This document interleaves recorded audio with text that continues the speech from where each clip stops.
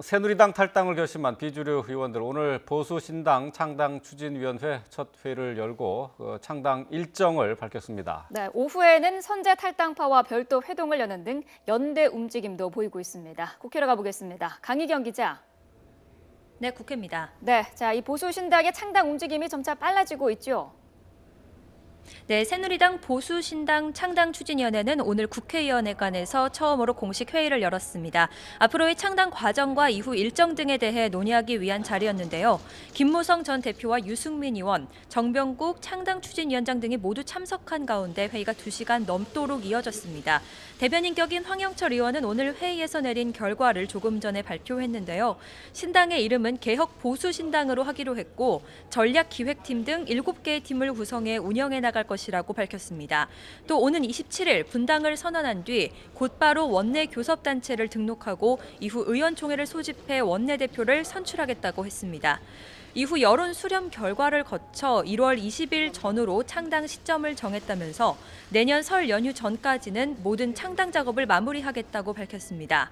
앞서 선제 탈당한 전현직 의원과의 연대 움직임도 일고 있습니다.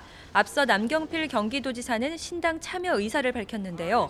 오늘 창당추진위원장인 정병국, 주호영 의원과 앞서 새누리당을 탈당한 김용태 의원, 이성권 전 의원은 오후에 별도 회동을 열고 신당 창당에 대해 논의합니다. 앞서 탈당한 전현직 의원들이 한 달 정도 신당에 대해 꾸준히 논의해온 만큼 이에 대한 의견을 공유하는 자리가 될 것으로 보입니다. 네, 새누리당 비주류 의원들을 중심으로 한 신당 창당에 대해서 더불어민주당이 부정적인 반응을 보이고 있죠. 네, 더불어민주당 추미애 대표는 새누리당 비주류 의원들이 모두 탈당을 한다고 해서 이들에게 면죄부가 주어지지는 않을 것이라고 강조했습니다. 또 이들이 새롭게 당을 만드는 것은 기득권이 또 다른 연대를 하는 것뿐이라고 선을 그었는데요.